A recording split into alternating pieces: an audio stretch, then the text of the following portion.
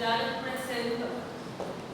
Este año, la Sociedad Paraguaya de Neumología eligió la ciudad de Salto como una de las ciudades del país para hacer la jornada de neumología. ¿Sí? Entonces, ¿cuándo va a ser la fecha exacta? Todavía no está, ya está informando usted cuándo es la fecha exacta, pero sería en el transcurso del 29 al 30 de mayo, por ahí. Entonces, debe traer una misión de un trabajo para hacer para que nosotros de forma u otra podamos ayudar de la forma que podemos para la organización. ¿Está bien? Entonces, con respecto a los alumnos, claro que esta jornada no va a ser una jornada para los alumnos del primer año, del segundo año, porque va a ser una jornada científica. Entonces va a ser más casos clínicos, temas, o sea, no casos clínicos, los temas de neumología más importantes que para los primeros y segundo año creo que no va a ser muy relevante, ¿sí? Pero para los mayores años sí es una jornada muy interesante, ¿sí? Entonces ustedes van a tener ese trabajo de ver la parte de esa organización. ¿Está bien? Con respecto probablemente por el tema de la inscripción y todas esas cosas. ¿Está bien? Pero ya les comento más o menos en qué va a basar el mundo de ustedes de este sentido.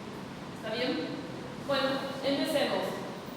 Cuando nosotros hablamos de neumología, claro que vamos a hablar de todo el sistema respiratorio. Pero no podemos hablar, claro que vamos a hablar de las enfermedades también, pero tenemos que hablar un poco de la función, la estructura, la anatomía de estas vías aéreas. Así como empezamos a hablar de la parte de neumología, empezamos a hablar de las capas de la piel, ¿verdad? Tenemos que saber el tórax, las características del tórax, los volúmenes, las capacidades. Entonces vamos a hacer como un repaso de fisiología esta primera clase, ¿sí? Entonces, tórax y abdomen como integrantes del sistema respiratorio, volúmenes y capacidades pulmonares y cuáles son los mecanismos de defensa que posee la vía aérea respiratoria. Nosotros sabemos por el simple hecho de toser es un sistema de defensa que nosotros tenemos para expulsar ciertos cuerpos extraños, ¿sí? Bueno, ahora, nosotros hablamos de la respiración. ¿Qué quiere decir? Poseemos dos sistemas, dos formas para que está la respiración externa y la respiración interna. ¿Cuál sería esta diferencia?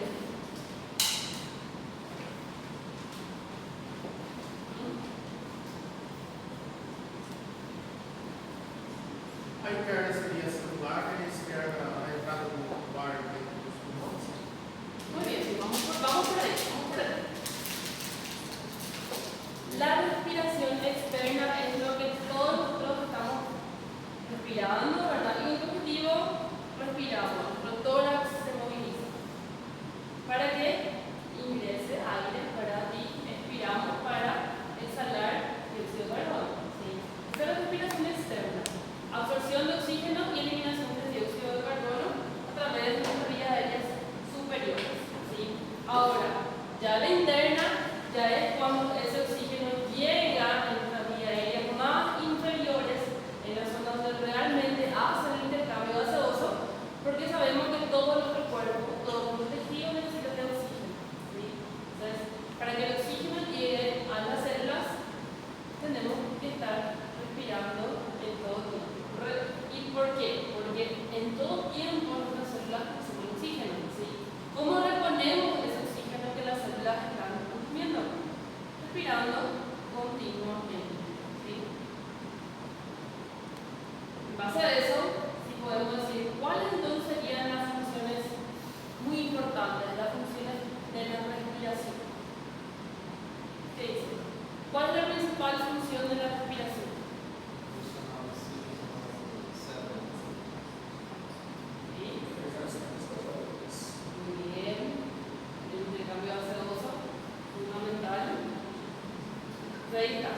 Proporcionar el oxígeno a los tejidos y retirar ese dióxido de carbono.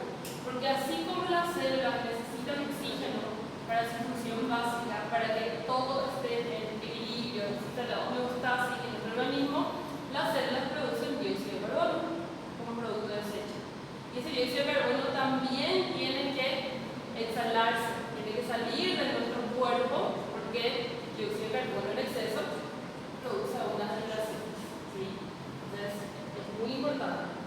¿Y cuáles son los procesos que ocurren? Esto es fisiología.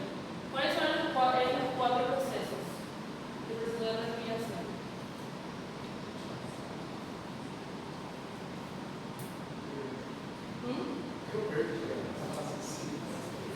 ¿Cuáles son los procesos que ocurre todo esto?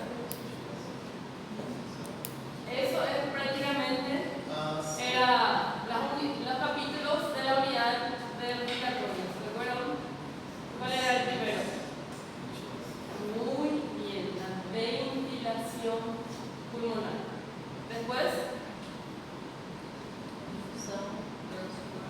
difusión, transporte, ¿cuál era el cuarto?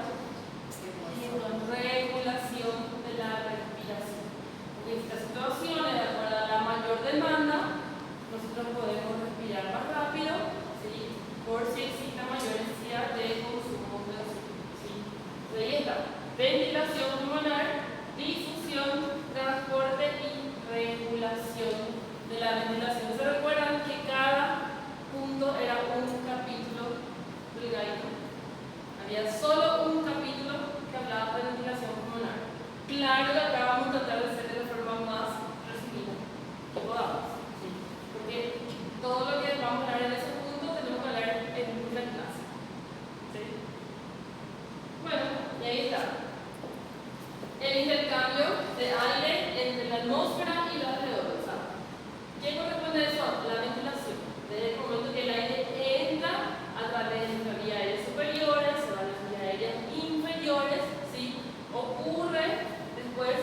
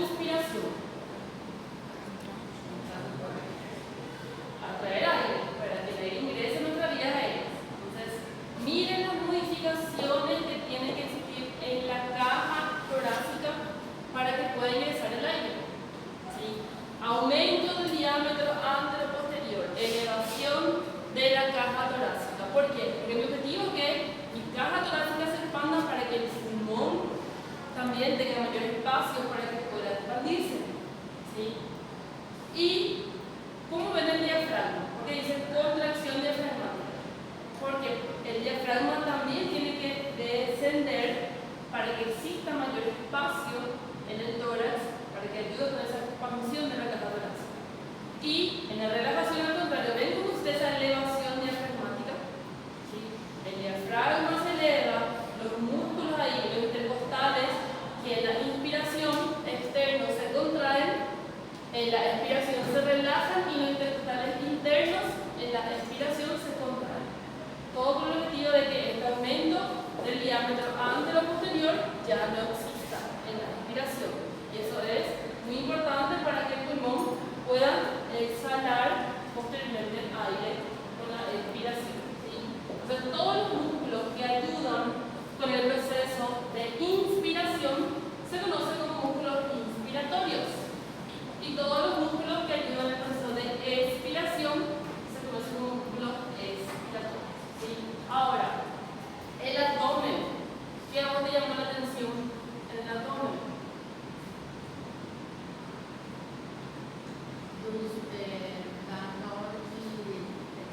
Que não somos abdominal, Sim. mas a maioria é expressão dentro da musculatura. Es que van a ver que el músculo recto del abdomen es un músculo muy importante en el proceso de expiración, porque también ayuda para que el pulmón, para que ocurra esa elevación de la caja diafragmática, porque aumenta con la contracción de los músculos recto del abdomen, aumenta la presión intraabdominal y se favorece también con esa elevación de la cúpula diafragmática para que podamos exhalar después del aire. ¿Sí? Por eso el músculo recto del abdomen también es un músculo expiratorio. ¿Sí? Entonces, como ustedes pueden ver acá, los músculos inspiratorios principalmente están los intercostales externos y también están los serratos y los escalenos. Esto es muy importante porque si ustedes se dan cuenta, cuando respiramos, nosotros elevamos la caja torácica. ¿Sí? Los músculos de la espalda, los serratos, los escalenos, también ayudan con este proceso de elevación de la caja torácica. ¿Sí? Y los músculos expiratorios más importantes justamente son los rectos del abdomen y los intercostales internos. ¿Sí? Porque en la expiración los internos son los que se contraen, en la inspiración son los externos, son los músculos que se contraen. Los intercostales externos son los que se contraen en el proceso de la inspiración para que exista este aumento del diámetro antero-posterior de la caja torácica. ¿Sí? Ahora, si observamos el gráfico, vemos que el objetivo de la inspiración es que el pulmón se expanda, ¿verdad? Para que el aire pueda ingresar a las vías aéreas. Y acá ya lo un poquito de una presión. No son solo los músculos que necesitan trabajar para que puedan salir los pulmones. Están también las presiones internas que también necesitan modificarse para que pueda ingresar aire en los pulmones. ¿Cuáles eran estas presiones? Ahí te estoy hablando de una presión.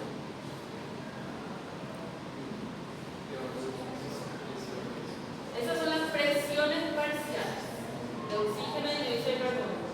Ahora está la presión pleural y la alveolar. ¿Se recuerdan? Ellos también tienen que estar modificándose para que pueda ingresar aire. ¿Sí? Entonces, y acá, en la expiración, normalmente estas presiones de las vías respiratorias se vuelven positivas, principalmente la alveolar. ¿Por qué? ¿Quién se recuerda de la presión pleural? ¿Cuál es el valor normal de la presión pleural?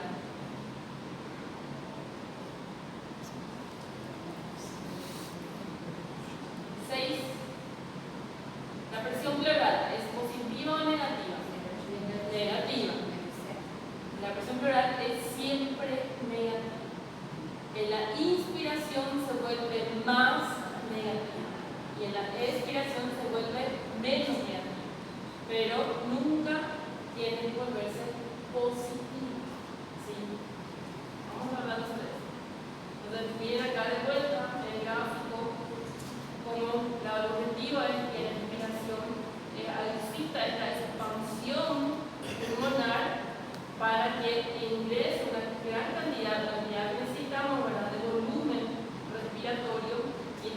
respiración, como hace como el tórax se le disminuye su diámetro, entonces para que le comprime un poquito más al pulmón, que eso también favorece para que posteriormente salga el aire de las vías aéreas en el proceso de expiración. Entonces, ahí estamos hablando del volumen respiratorio por minuto. ¿Por qué dice acá 6 litros? El valor normal del volumen respiratorio por minuto.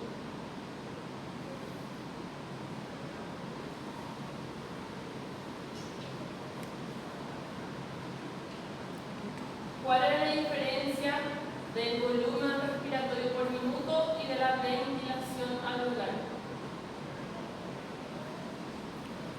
Tem aquela parte do ar que não fez intercâmbio gaseoso, então é espaço morto. Muy bien. Si ustedes ven acá en este gráfico, por ejemplo, como era acá en la parte de acá, estamos diciendo que el aire va a ingresar a través de la nariz, ¿verdad? O a través de la boca. Entonces acá va a ingresar el aire, va a pasar acá por todo nuestro conducto, la tráquea, bronquio fuente derecho, bronquio fuente izquierdo, y acá los bronquiolos, los sacos anulares y todo lo que ustedes pueden imaginar. ¿Sí? Toda esta zona va a ser intercambio gaseoso, pero toda esta zona continúa con la vida. A todo el trayecto por donde ingresó aire, hay aire todavía. Pero estas zonas no van a ser intercambio gaseoso, porque acá no hay nada relacionado al alveolos, que son los gases de intercambio gaseoso. ¿Sí? Entonces, el volumen respiratorio por minuto es mi frecuencia respiratoria multiplicada por el volumen de aire que entra en los pulmones. ¿Sí? Normalmente son 500 ml, corresponde al volumen corriente. Entonces son aproximadamente 6 litros por minuto. Pero estamos diciendo que no todo este aire hace intercambio gaseoso. ¿Quién se recuerda cuánto era el valor normal del espacio muerto? ¿Cuál era el valor normal? 150. Entonces, cuando hablamos de la inflación alveolar, tendríamos que restar el 150. ¿Quién se recuerda de la fórmula? Chicos, de humo tiene muchísimo humo. Le aviso. Vale. Fórmulas. Si mi volumen respiratorio por minuto es la frecuencia respiratoria, que normalmente se tiene como parámetro 12, ¿verdad? Por 500, mi volumen corriente tenemos 6 litros. Pero estamos diciendo que no todo ese aire llega al alveolo, una parte se queda en el espacio muerto. Entonces tenemos que restar 12, que es la frecuencia respiratoria, pero al 500 tenemos que restarle 150 ml. Si ustedes calculan, 500 menos 150 serían 350. Entonces normalmente la ventilación alveolar es 4 litros distintos, no son 6 litros por minuto. ¿Sí? Esa es la diferencia. Bueno, si estamos hablando que la caja torácica necesita hacer sus modificaciones en la contracción o relajación de ciertos músculos para que ayude con la entrada y salida de aire en los pulmones, también las presiones internas del pulmón necesitan modificarse. ¿Sí? ¿Qué dicen? Presiones para originar el movimiento de entrada y salida del aire en los pulmones. ¿Sí? ¿Cuáles son el pulmón? El órgano para un globo, nunca, fisiológicamente hablando, normalmente hablando, no puede colapsarse, se expande más en la inspiración, disminuye más en la expiración, pero nunca colapsa. Si colapsa es un problema, es otra alteración. ¿Sí?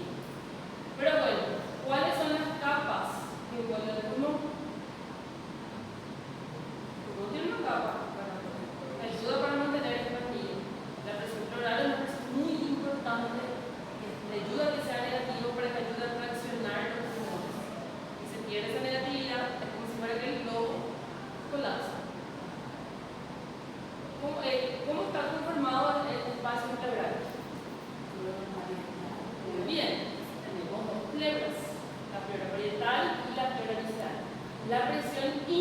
pleural está en ese espacio pleural, ¿sí? Que es una presión siempre negativa. Y ahí está.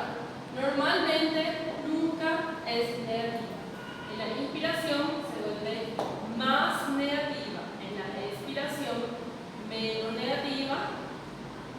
Ahora se recuerdan, dijimos cuando inspiramos, la presión pleural está a menos 5 centímetros de agua.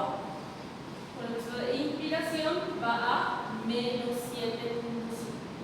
Expiramos de vuelta, vuelve a menos 5. Y así sucesivamente. Vamos a ver un gráfico para que ustedes se recuerden un poquito más.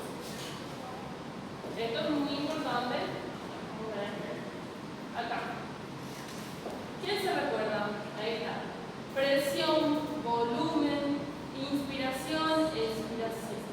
Presión pleural, presión alveolar. Entonces acá, vamos a empezar con la inspiración. ¿Sí? ¿Quién se anima a explicar este gráfico? Editor. Durante o canal de inspiração, aumenta a pressão, torna mais negativa a pressão pleural. ¿De cuánto a cuánto? 5 a 7. A menos 5 De menos 5 a menos 7.5 la presión intrapleural. Bien, presión pleural. ¿Y la alveolar? ela se torna mais positiva. Fíjate acá. Acá está la presión alveolar. Normalmente es de vuelta atmosférica 0 centímetros de agua. Pero nosotros empezamos a inspirar y la presión alveolar también se vuelve negativa. El valor de 0 a menos 1 centímetro de agua. Y automáticamente la pleural de menos 5 va a menos 7.5. Eso es muy importante porque estas modificaciones, estas disminuciones de presión pleural, consigue que nuestro pulmón ayude con el ingreso de aire al interior de los pulmones. O sea, miren acá, cuando inspiramos, las presiones son más negativas y hay un aumento del volumen pulmonar. ¿Sí? En el proceso de expiración, la presión pleural se vuelve menos negativa. De menos 7.5 va a menos 5, de menos 7.5 va a menos 5 y la alveolar de menos 1 va a más 1. La presión alveolar sí se vuelve positiva en la expiración. ¿Sí? ¿Con qué objetivo ocurre este? Con el objetivo de que salga aire de los pulmones. El objetivo de que ocurra una disminución del volumen pulmonar. ¿Sí? Entonces, todo lo que hablamos ahí está en este gráfico. ¿Sí? De vuelta. Antes de que respiremos, lotis 0 centímetros de agua. Empezamos con la inspiración, la presión alveolar de 0 va a menos 1 centímetro de agua. Eso con el objetivo de que ingrese aire al interior de nuestros pulmones. ¿Sí? Al expirar, esta presión, que era menos 1, tiene que ir a más 1 centímetro de agua. Con el objetivo de que salga aire de los pulmones. ¿Sí? Ahora, acá hay una presión que nosotros no hablamos, que es la famosa presión transpulmonar. ¿Qué es la presión transpulmonar?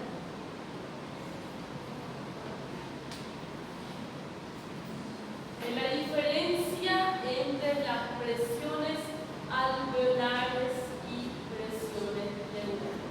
De una forma u otra evalúa la distensibilidad de los pulmones.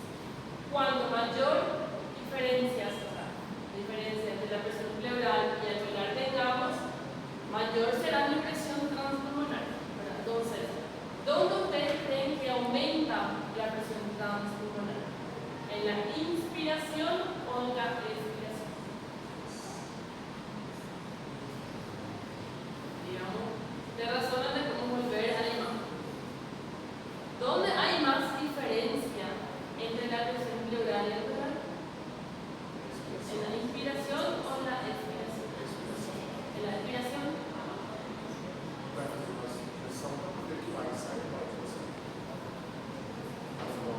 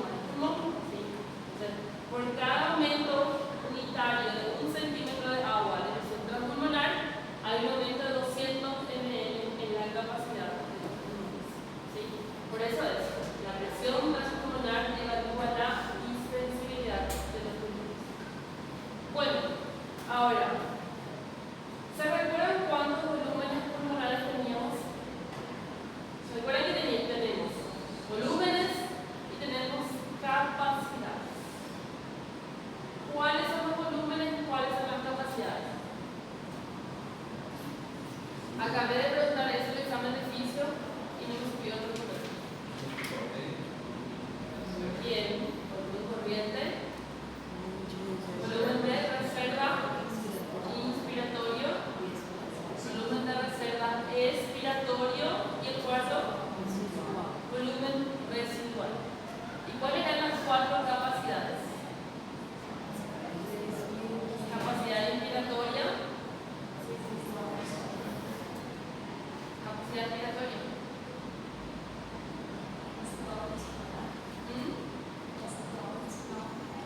Capacidad respiratoria funcional, vital y capacidad pulmonar total. ¿Qué eran las capacidades? Eran la suma de algunos o todos los volúmenes. Eso me dice, capacidad pulmonar total, yo entiendo total, que es la suma de los 4 volúmenes. ¿Sí? La capacidad vital es que lo de una forma u otra nosotros podemos controlar, vamos a decir, que es mi volumen corriente, mi capacidad de inspirar adicional y mi capacidad de expirar adicional. ¿Qué no entra en la capacidad vital? El volumen residual. ¿Y qué es el volumen residual? Es el aire que queda en los pulmones. Estamos hablando que el pulmón nunca se va a vaciar. No tiene por qué vaciarse el pulmón. O sea, siempre va a quedar un volumen de aire en los pulmones. ¿Sí? Bueno, y ahí está. Volumen corriente, volumen de reserva inspiratorio, volumen de reserva expiratorio y volumen residual. Normalmente, respiración normal, en todo tiempo estamos respirando, estamos inhalando y exhalando rápidamente 500 ml de oxígeno, ¿sí? De aire. Volumen de reserva inspiratoria es esa capacidad adicional que nosotros tenemos de inspirar, que son 3 litros o 3000 ml. ¿Sí? Por eso mi capacidad inspiratoria, que es la capacidad, es la suma de un volumen corriente más mi volumen de reserva inspiratoria. Por eso tengo una capacidad inspiratoria de 3.5 litros, que es la suma de estos dos volúmenes. ¿Sí? Volumen de reserva inspiratoria, esa capacidad de aire que tengo de expulsar, y residual es lo que queda en los pulmones, aproximadamente 1 litro 200. ¿Sí? Y ahí está. ¿Y cuáles eran las capacidades? Ahí está. Capacidad inspiratoria, 3500 ml, la suma de mi volumen corriente más mi volumen de reserva inspiratoria. Capacidad residual funcional. Ya dice todo. Capacidad residual funcional. Obviamente tiene que entrar el volumen residual en esta capacidad. ¿Sí? Y sumándole el volumen de reserva inspiratoria. Si mi volumen residual es 1200 y mi volumen de reserva expiratoria es 1100, ¿cuánto sería mi capacidad residual funcional? 2300 ml. ¿Sí? Capacidad vital, como habíamos dicho, todo menos volumen residual, y pulmonar total es la suma de los 4 volúmenes, o pueden decir, es la suma de la capacidad vital más el volumen residual. ¿Sí? Es lo mismo. Todos los volúmenes y capacidades pulmonares son aproximadamente 20 a 25% menores en mujeres que en hombres. O sea, ¿qué quiere decir? Estos valores van a variar un poco de acuerdo a la altura de la persona, de acuerdo al sexo, pero normalmente los varones tienen mayor capacidad, 20 a 25% mayor que las mujeres. Pero también entra la altura. No es lo mismo un varón de 1,50 m que una mujer de 1,80 m.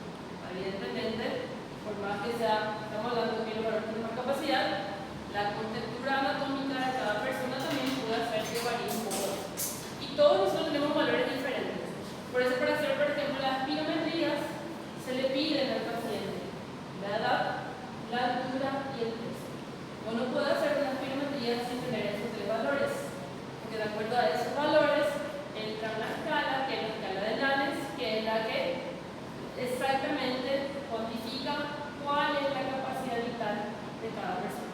¿Sí? Entonces, tener en cuenta que siempre los varones tienen una capacidad mayor. Por eso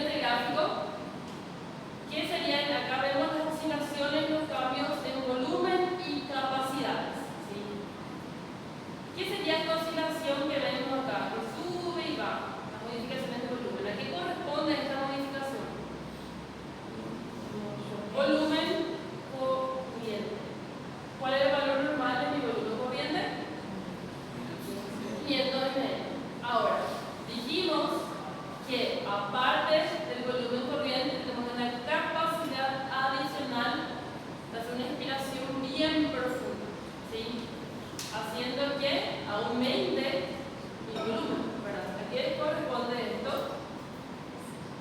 Volumen de reserva inspiratorio, ¿sí? Pero también, aparte del volumen corriente, tenemos la capacidad de exhalar un aire adicional, de expulsar un aire adicional. ¿Cómo se llama eso? Volumen de reserva expiratoria, ¿sí? Ahora, dijimos que hay un volumen de aire que siempre queda en los pulmones, que se llama el volumen residual. Ahora, entonces, de vuelta, mi volumen de reserva, mi capacidad inspiratoria, que sería la suma de mi volumen de reserva inspiratorio más mi volumen corriente. Entonces, esto es mi capacidad inspiratoria. Mi capacidad vital sería la suma de mi volumen de reserva inspiratorio más el volumen corriente más mi volumen de reserva expiratoria, ¿sí? Y cuando hablamos de capacidad pulmonar total, entra todos los volúmenes, o sea, entra reserva inspiratorio, corriente, expiratorio y volumen residual, ¿sí? A contratina funcional é respiratório ou inspiratório? Vos me tenés que decir eso. Vos me tenés que decir eso. Con capacidad residual funcional. ¿Qué sería? É inspiratório. ¿Cuál? Expiratorio. Sí. Então, no slide anterior, eu acho que está inspiratório. No. Está mal, sí, porque es expiratorio. No, este gráfico, no me parece ese gráfico está mal. Pero bueno, porque estamos tan delgados que está mal. Pero acá debería decir volumen de reserva expiratorio, no inspiratorio. ¿Quieres saber cómo se Na está verdade, não é slide, professora, é onde está. Bueno, pero es expiratorio. Capacidad residual funcional es el volumen de reserva expiratorio más tu volumen residual. ¿Sí? Entonces, sí, este me decía. Sí, acá debería ser expiratorio también. Porque si vamos a los 1300, evidentemente sería. Porque el volumen de reserva inspiratorio solo es 3000 metros. ¿Sí? Bueno, ya hablamos. ¿Qué es la ventilación regular? ¿Cómo lo recuerdo? ¿Vale? ¿Qué era la ventilación regular?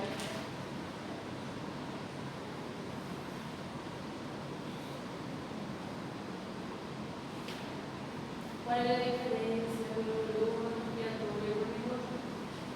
É o ar que participa do corpo. Muy bien. La zona donde realmente va a haber intercambio gaseoso. Entonces, si vamos a hablar de que va a existir intercambio gaseoso, tiene que ser en las zonas de donde se encuentran alveolos, saco alveolares, conductos alveolares y también reducciones terminales, que son los respiratorios, que tienen también un poco las características de los alveolos. ¿Qué era el espacio muerto? ¿Qué era el otro espacio muerto? ¿Alguien le va a hacer el otro espacio muerto? ¿Qué era el espacio muerto? É o ar. O ar que não acontece intercâmbio gaseoso, que são os ares geralmente da parte trato superior. ¿Cómo también se conoce ese espacio muerto? Porque nosotros tenemos dos espacios muertos. Espacio muerto anatómico, espacio muerto fisiológico. Es el espacio muerto anatómico, que en la zona donde normalmente no hay intercambio gaseoso. Todos tenemos espacio muerto anatómico. Ahora, ¿qué sería el espacio muerto fisiológico? Onde não ocorre as transpiratórias. Não é intercâmbio gasoso. Que en el fisiológico no tiene nada. Porque normalmente es la zona donde debería existir intercambio gaseoso, pero por algún motivo no está ocurriendo. ¿Sí? Entonces, el espacio muerto fisiológico normalmente siempre es considerado 150 ml de camino. ¿Sí? Pero, por ejemplo, una enfermedad, una neumonía, una afectación, donde mi parénquima pulmonar está comprometido, ahí vamos a tener aumento del espacio muerto fisiológico.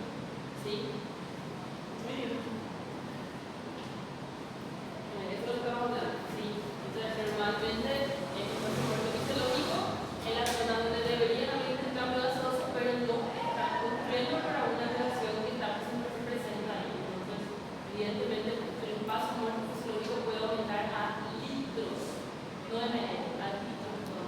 ¿Sí?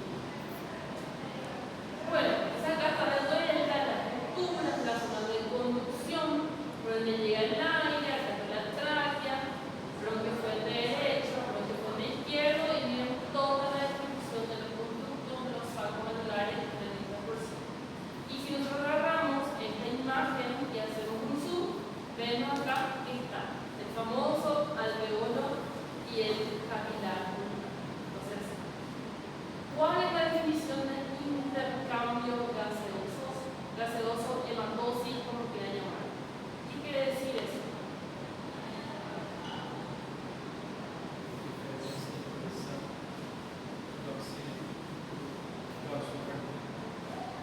Donde realmente llega oxígeno acá, en los alveolos, y pasa el oxígeno en los alveolos de los capilares y pasa el dióxido de carbono de los capilares a los alveolos para que posteriormente nosotros podamos exhalar ese dióxido de carbono.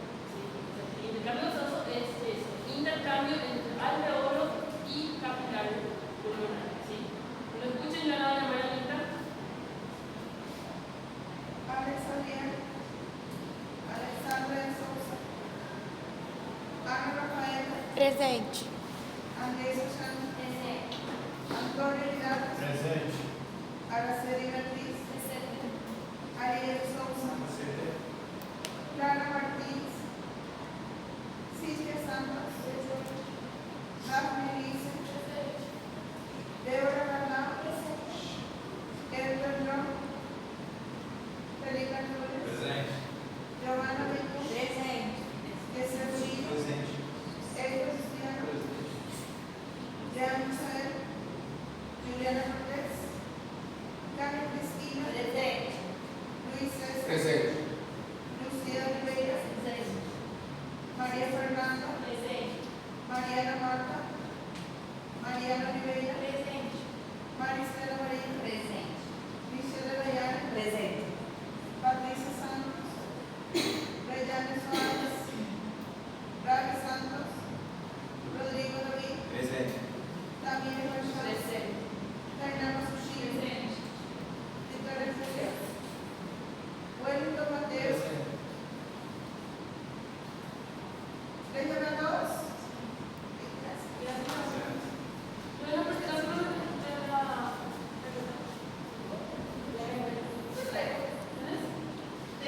No, creo que no una mínima, creo que llegaron dos puntuales. No. Bueno, entonces de vuelta. Intercambio de gases. Gases. Oxígeno y dióxido de carbono son gases. ¿Sí? Entonces, donde el oxígeno va a pasar al alveolo, al capilar, dióxido de carbono, capilar, alveolo. Siempre el oxígeno y el dióxido de carbono se transportan en direcciones opuestas. ¿Sí? Entonces, el oxígeno va a pasar al capilar y el dióxido de carbono va a pasar al alveolo. ¿Sí? ¿Cuál era el cuarto paso? La regulación de la respiración. ¿Qué tenemos que hablar si vamos a hablar de la regulación? Ya hablábamos de la ventilación, de la difusión, del transporte. ¿Qué es la regulación?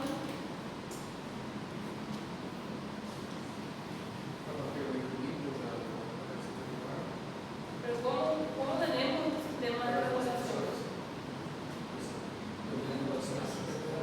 Centros respiratorios, quimios, receptores, que son los responsables de captar y qué captan. Variaciones de oxígeno, variaciones de dióxido de carbono y variaciones de hidrógeno. ¿Sí? Ahí está. Editor, ¿puedes leer, por favor? Normalmente, o sistema de ventilação pela velocidade da ventilação alveolar faz exatamente com as demandas do corpo, de modo que a pressão parcial de oxígeno, PO2, pela pressão de dióxido de carbono, CO2, em ação arterial, apenas se altera durante o exercício intenso, e a maioria dos demais tipos de agressão de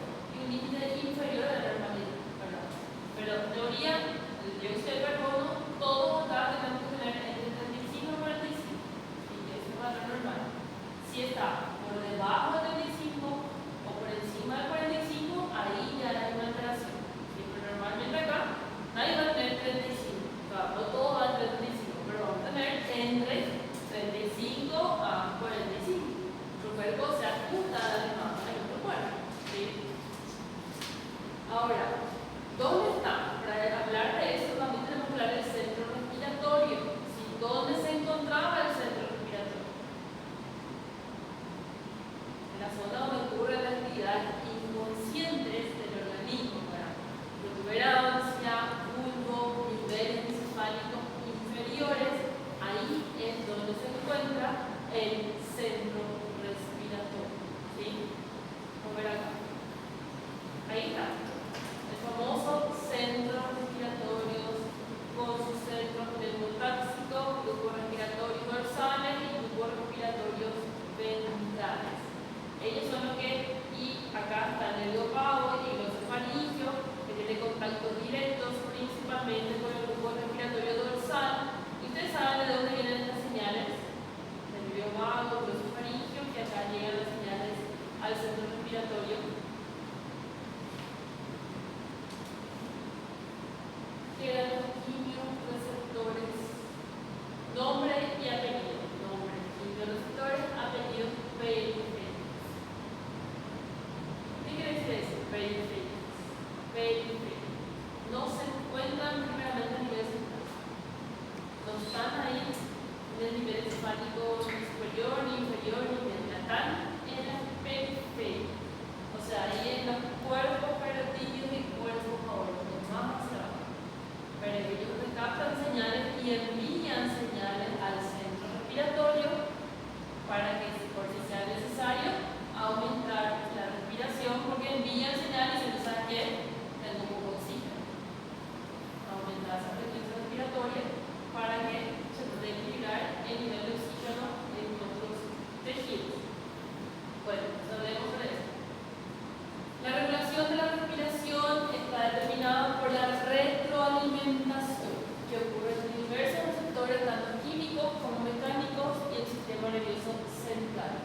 Los quimioreceptores son principalmente de pH, oxígeno y dióxido de carbono, que están ubicados tanto a nivel central como periférico, pero los periféricos, esos quimioreceptores en general, los periféricos se encuentran los cuerpos carotídeos y los cuerpos aórticos, que principalmente van a detectar variaciones de oxígeno. Sí, vamos a ver enseguida. Bueno, ahora, ¿qué eran los mecanorreceptores? ¿Se recuerdan lo que era el reflejo de Hering-Breuer?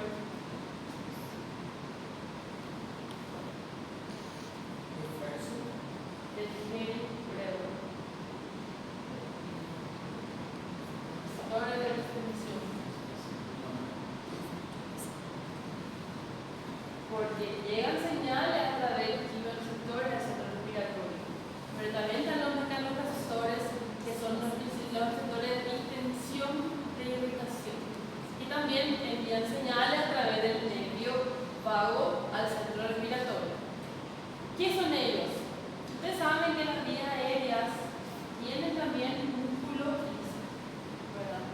Que ellos tendrán un estímulo, un agente irritantes, personas alérgicas, la liberación de histamina, produce una vasoconstricción de esas vías aéreas pequeñitas. ¿Sí? Entonces, esto va a generar también una respuesta de una gran hipoxemia y se activan estas señales para que también lleguen las señales al centro respiratorio. ¿Sí? Son todos, de una forma u otra, mecanismos de defensa, reflejo de defensa que nosotros tenemos para tratar de compensar esa alteración o ese desequilibrio que está ocurriendo. ¿Sí? Y ahí está. También está el reflejo de Hering-Breuer. El reflejo de Hering-Breuer nada más es cuando se va a activar, cuando hay una hiperinsuflación pulmonar. Hay una insuflación excesiva del pulmón. O sea, el pulmón está tan expandido que el pulmón no puede expandirse más que eso. Entonces, envían señales al centro respiratorio, principalmente al neumotáxico, ¿verdad? Para que corte la inspiración. Porque cada grupo dorsal, ventral y neumotáxico tenía una función. ¿Sí? El neumotáxico en este caso acortaba el tiempo de inspiración. Y secundariamente aumenta la frecuencia respiratoria porque siempre la inspiración es más larga. ¿Sí? Son dos formas de defensa que nosotros tenemos para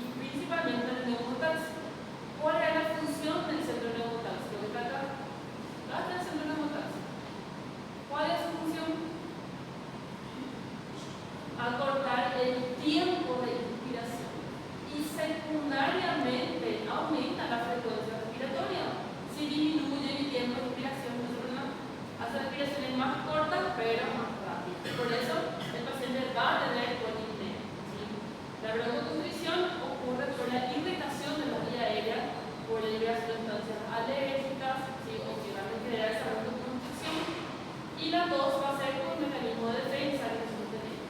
¿Sí? Ahora, ¿qué son los receptores J? Tenemos receptores J que se encuentran a nivel del intersticio alveolar. ¿Sí? Ellos van a estar estimulados principalmente también cuando hay exceso de líquido, por ejemplo, el edema agudo del pulmón, donde hay mucho líquido en el intersticio pulmonar. ¿Sí? Entonces, eso va a generar un edema intersticial. ¿Qué va a hacer? ¿Cómo ustedes creen que va a estar el intercambio gaseoso en esa región?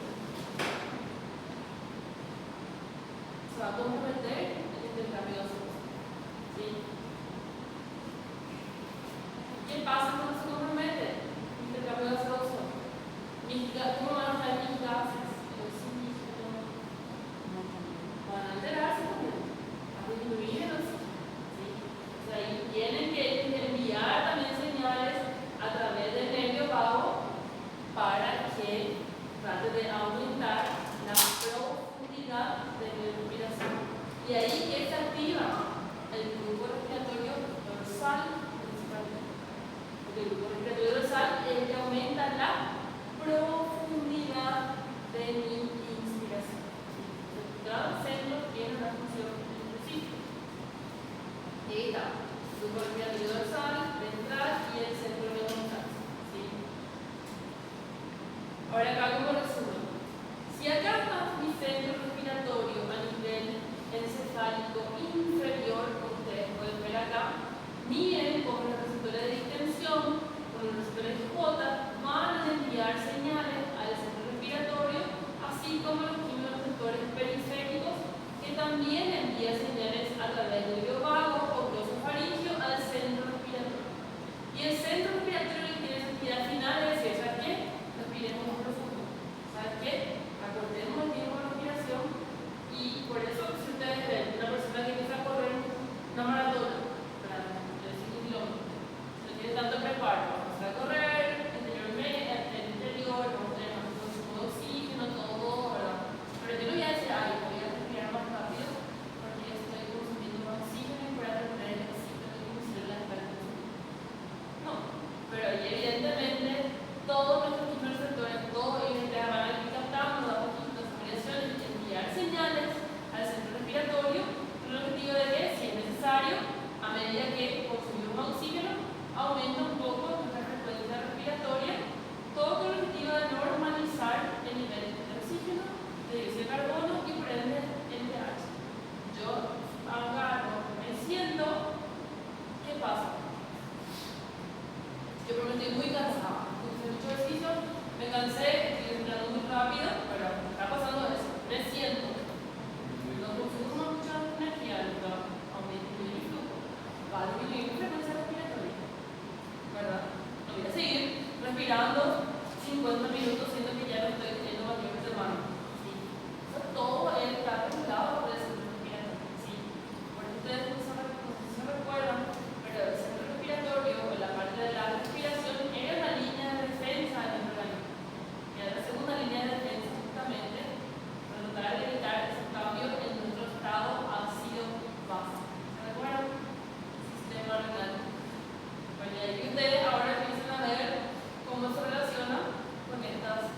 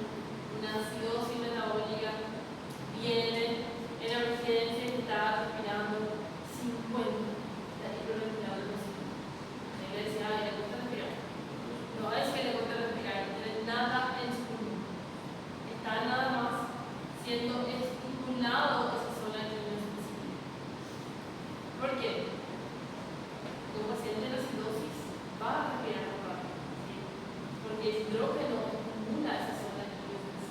¿Sí? Ahora, el dióxido de carbono también estimula las zonas químicas, ¿sí?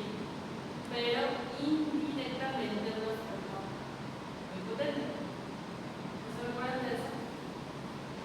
¿Sí? Por eso los pacientes acidóticos, los diabéticos, la circulación metabólica, no teniendo nada en el pulmón, van a estar respirando rápido. ¿Sí? Por eso nada más por la estimulación de los metales sensibles. Le tratás su acidosis, el paciente mejora. No tenés por qué tratarle la ponerle nada absolutamente en el pulmón. ¿Sí? ¿Sí? Eso por la estimulación de las metales sensibles. Y yo de vuelta, una otra imagen, miren cómo acá están los químicos periféricos y cuando se activan principalmente cuando hay variaciones de oxígeno, porque ustedes se recuerdan que los quimioreceptores están formados por células glómicas. Células glómicas que contienen canales de potasio sensibles al oxígeno. Y cuando disminuye el oxígeno, esas células, ¿qué pasa? ¿Se acuerdan? Ahí está. Miren, células glómicas formando los quimioreceptores, cuando disminuye el nivel de oxígeno en los tejidos, ¿qué pasa con los canales de potasio sensibles al oxígeno? ¿No? A ver, acá en la del frente. ¿Quién va a leer? Mecanismo de estimulación de los quimioreceptores por la deficiencia de oxígeno. Tienen muchas células muy características, denominadas células glómicas, que establecen sinapsis directa o indirectamente con las terminaciones nerviosas. Estas células glómicas actúan como quimioreceptores y después estimulan las terminaciones nerviosas. Las células glómicas tienen canales de potasio sensibles al oxígeno que son inactivados cuando los valores sanguíneos de PO2 disminuyen de forma importante. Esta inactivación provoca la despolarización de las células, lo que a su vez abre los canales de calcio activados por el voltaje y aumenta la concentración intracelular de iones calcio. Este incremento de los iones calcio estimula la liberación de un neurotransmisor que activa las neuronas aferentes que envían señales al sistema nervioso central y estimulan la respiración. De vuelta, células glómicas tienen canales de potasio sensibles al oxígeno. Cuando disminuye principalmente el valor de PO2 por debajo de 60, se inactivan estos canales de potasio y produce la apertura de los canales de calcio, aumentando la concentración de calcio a nivel intracelular en el interior de las células glómicas, produciendo mayor liberación de neurotransmisores. Y acá, estos neurotransmisores a través del sistema nervioso vago y los esofaringios son los que envían señales al centro respiratorio para que el centro respiratorio haga su función. ¿Sí? Bueno, empezamos a hablar un poquito con un resumen de lo que es el sistema vascular. ¿Por qué tenemos que hablar de ese sistema vascular? Circulación mayor, circulación menor. ¿Cuál es la función del pulmón en este sistema?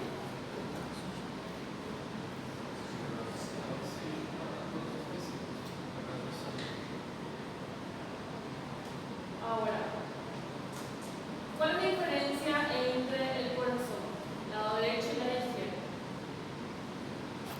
O lado esquerdo tem uma concentração maior, o direito tem uma concentração menor. La sangre que llega al lado izquierdo del corazón, ¿de dónde viene? Del pulmón. ¿Y la que viene al lado derecho? La que llega al lado derecho. Del sistema venoso. ¿Y cuál es la diferencia entre estas dos sangres?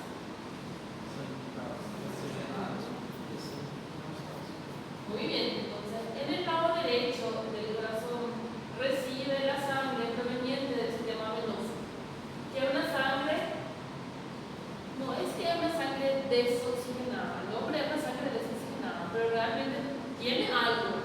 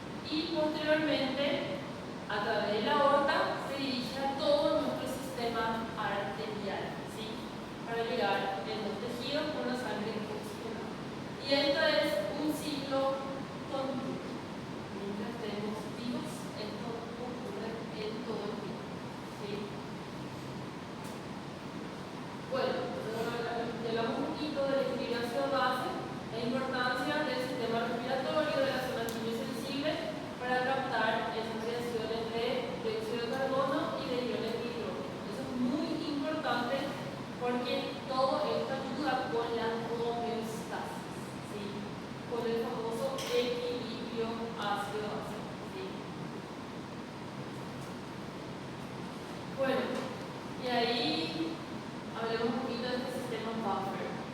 ¿Se recuerdan cuáles eran las tres líneas de defensa del organismo?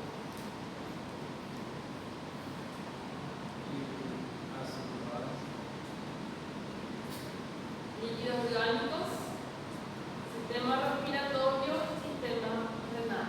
¿Sí? ¿Cómo el sistema respiratorio actúa en este equilibrio hacia base, el sistema del buffer pulmonar, modificando la ventilación pulmonar? Por eso decimos, cuando el paciente más aciótico esté, más rápido va a respirar. ¿Por qué? No, porque ese paciente que está con una acidosis metabólica no está con nivel bajo de oxígeno, ¿verdad? No tiene PO2 bajo. Pero sabemos que eliminando más dióxido de carbono, que es un ácido volátil, de una forma ese también va a tratar de regularizar el estado ácido base de este paciente. ¿Sí? Por eso dice, el sistema buffer con el sistema del aumento, la disminución de la ventilación pulmonar, podemos expulsar o retener más el dióxido de carbono. ¿Sí? Porque cuando hablamos de ácido base, no importa el oxígeno, no importa el dióxido de carbono. ¿Sí? Entonces, el intermedio, el comienzo, potencia y duración del efecto. ¿Qué quiere decir eso? Que cuando hay un cambio agudo del centro respiratorio rápido, la zona sensible es muy sensible al dióxido de carbono, pero posteriormente se va a ir adaptando. ¿Sí? Por eso, si ustedes se recuerdan, es la segunda línea de defensa, pero no es la más potente. Es un sistema de escape que va a tratar de ayudar, pero ¿cuál es el que realmente va a tratar de ayudar en ese equilibrio ácido-base? El riñón, sistema renal. Cuando el sistema respiratorio no consigue, tiene que entrar el sistema renal. Porque es el más potente, porque él sí puede excretar propiamente hidrógeno o absorber hidrógeno o generar nuevos bicarbonatos. Cuando hablamos de ácido base, tenemos que hablar de hidrógeno, dióxido de carbono y bicarbonato. Bueno, mecanismos de defensa. ¿Sí? Nosotros todo tiempo estamos respirando. ¿Sí? Y realmente a veces no respiramos un aire tan puro, ¿verdad? Hay personas alérgicas que se van, huelen el polen, ¿verdad? Y ya empiezan a estornudar. ¿Sí? Porque tenemos contacto con sustancias extrañas. ¿Sí? En todo tiempo tenemos contacto con sustancias extrañas. Por eso dice, ante la exposición constante de microorganismos, virus, bacterias, esporas, de hongos, partículas, polvo, asbesto, humo, tabaco, que son inhalados hacia las vías respiratorias, nuestras vías respiratorias van a tratar de hacer un mecanismo de defensa, de protegernos frente a esas agentes externas. ¿Sí? Ahora, según el tamaño de esas partículas va a depender hasta dónde pueden llegar esas partículas. Cuanto menor es la partícula, ¿cuál es el problema? Cuanto menor es la partícula, más profundo puede llegar esa partícula en nuestra vía aérea inferior. Cuanto mayor es la partícula, más en la vía aérea superior. ¿Sí? Y si hablamos de mecanismos de defensa, tenemos que empezar a hablar ya por la nariz. ¿Sí? Porque ese es nuestro primer sistema de filtro. La nariz, la estructura, los tabiques, los pelos que poseen la nariz, todos son estructuras de defensa, que son como paredes, como estructuras que están ahí para evitar que esas sustancias, el cuerpo extraño, ingresen hacia las vías aéreas más inferiores. ¿Sí? Y aparte de eso, ¿por qué dice? Ya realiza el acondicionamiento. El aire que nosotros respiramos es aire atmosférico, ¿verdad? ¿Cómo está compuesto ese aire atmosférico? ¿Es un aire seco o un aire húmedo? Un aire seco. No tiene nada de agua el aire atmosférico. Cuando entra en nuestras vías aéreas superiores a través de la nariz, ahí ocurre la humidificación. ¿Sí? Por eso dice, en la nariz se realiza el acondicionamiento del aire, humidificándolo y calentándolo. Además, se realiza la filtración de las partículas gracias a los vellos nasales y la acción del mucus, y también el tabique, que son todas estructuras que ayudan a evitar para que esas partículas no ingresen hacia las vías aéreas inferiores. Y el mucus, la secreción que las células cruciformes también producen, también es una barrera de defensa, ¿sí? Porque ella también su función es como tratar de ¿cómo podemos decir? Atraparle a partículas que ingresaron a la vía aérea y por la secreción que ellos producen, ellos captan y como si fuera que engloban a esas partículas para que también permanezcan en esa región y no tengan la capacidad de ingresar hacia la vía aérea más inferiores, ¿sí? Y acá miren la característica del tamaño de las partículas. Cuando las partículas son grandes, principalmente mayores a 11 kilómetros, miren cómo no pasan de la vía aérea superior, no pasan de la nasofaringe. Ahora, cuanto más pequeño va haciendo esas partículas, como si van a llegar en los alrededores, ¿sí? Y eso es el problema por ejemplo, el flujo de cigarrillo, que son partículas tan pequeñas. Por eso es la persona, yo sé que es súper común. Una paciente que nunca fumó, pero su marido fumó toda su vida y fumaba en la noche. Imagínate esa persona que nunca fumó, pero dormía inhalando toda la noche el humo de cigarrillo. Es una tabaquista pasiva y incluso hacen las enfermedades como un paciente normal que fuma, ¿sí? ¿Por qué? Por las partículas, por el tamaño de esas partículas, ¿sí? Son partículas muy, muy pequeñas. ¿Vieron? ¿Alguna pregunta? Professora, é verdade que tipo, a nossa personalidade influencia no jeito que a gente respira? En realidad, no es todo. La personalidad sí, no escuché sobre eso, sí. Pero sí, a veces llegó el tema agitado, habrá la ansiedad, sí, pueden aumentar un poco la frecuencia respiratoria, pero Eu li la esses dias. personalidad sí. Como por ejemplo, Tipo, por exemplo, pessoas que são mais. Eu